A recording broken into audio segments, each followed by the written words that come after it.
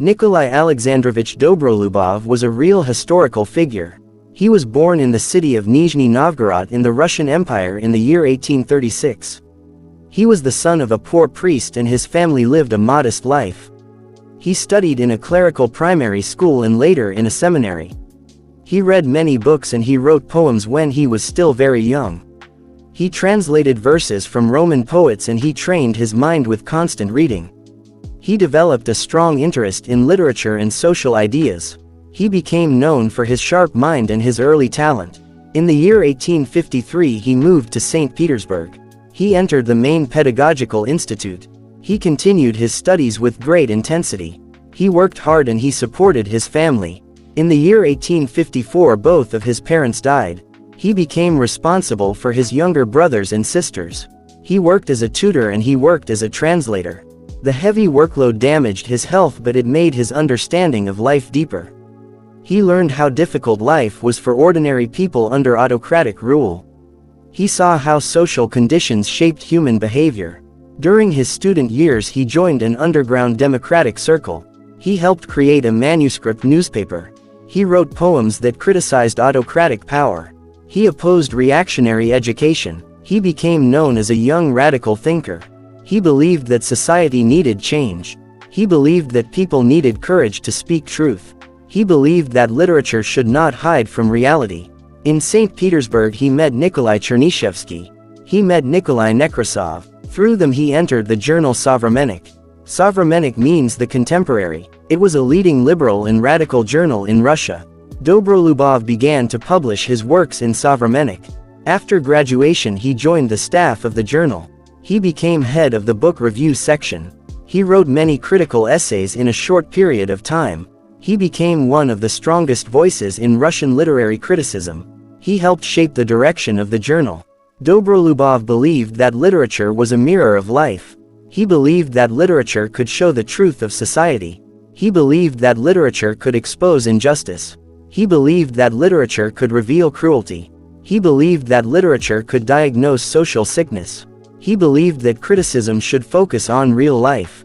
He believed that criticism should judge the reality shown in art. He believed that criticism should help society understand itself. He believed that literature should face reality. He believed that literature should help people see the truth. One of his most famous essays was called What is Oblomovism? In this essay he studied the novel Oblomov by Ivan Goncharov. The main character Oblomov is a man who cannot act. He lies on his sofa. He delays decisions. He avoids responsibility. He lives in dreams instead of reality. He is gentle but passive. He is intelligent but inactive.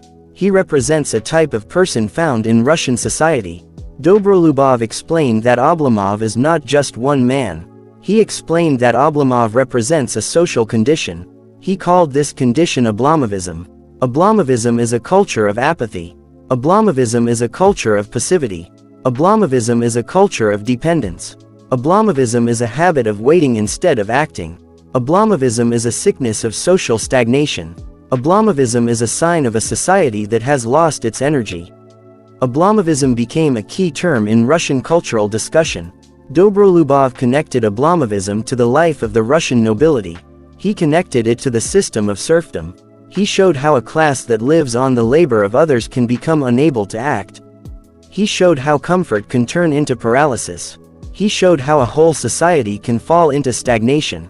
He showed how social conditions shape human behavior. He showed how literature can reveal these conditions. He linked Oblomovism to the idea of the superfluous man. The superfluous man is educated and sensitive but unable to act. He becomes extra in society. He becomes superfluous. Dobrolyubov used Oblomovism to name this sickness of Russian life. He believed that Russia needed active people. He believed that Russia needed clear minds. He believed that Russia needed moral courage. He believed that society needed people who could act. Dobrolyubov was part of the revolutionary democratic movement. He criticized autocracy. He criticized serfdom. He believed in the possibility of peasant revolution. He believed that the highest happiness of a person is to strive for the common good. He trusted the idea that human nature is shaped by social conditions. He wanted those conditions to change. He believed that progress was possible. He believed that education could awaken society. He believed that people could change their world. He moved away from traditional religious views. He rejected old romantic ideals. He found his ideal in progress. He found his ideal in Western science. He found his ideal in reason and clarity. His morality was centered on human dignity. His morality was centered on social justice. His morality was centered on responsibility. He believed that human effort could change society. He believed that truth should be spoken even when truth is dangerous. Dobrolyubov worked with great intensity. He wrote essays. He wrote reviews. He wrote satire. He helped create a satirical supplement called Svostok. He published parodies and sharp pieces. He wrote about politics. He wrote about economics. He wrote about education. He wrote about social reform. He wrote with urgency, with clarity, because he wanted people to understand.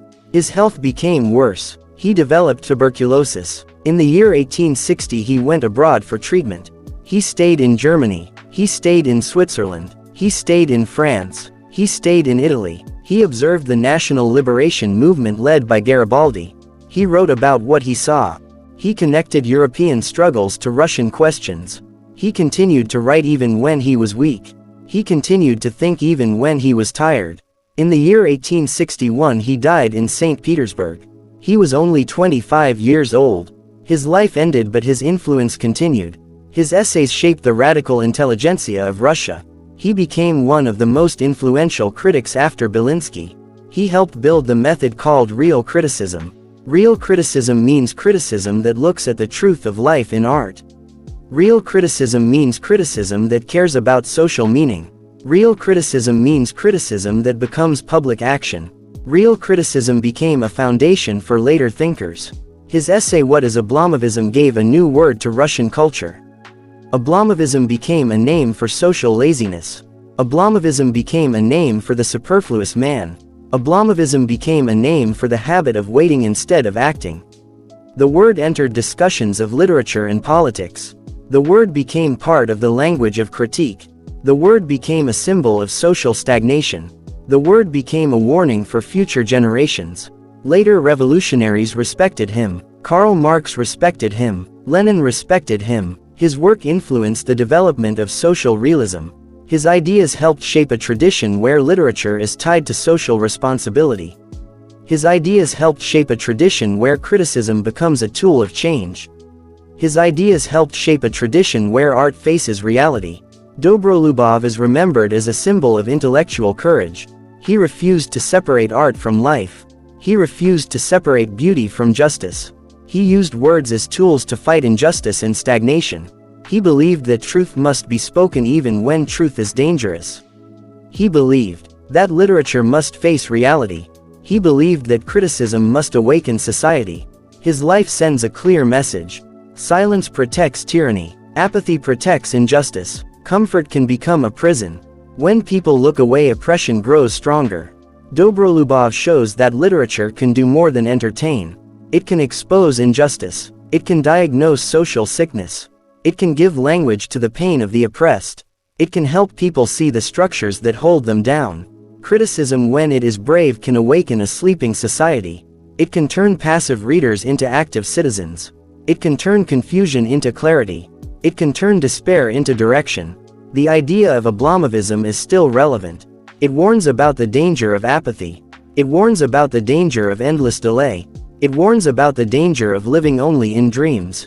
Dobrolyubov invites people to choose another path. He invites people to use thought as courage. He invites people to use words as clarity. He invites people to use criticism as a step toward change.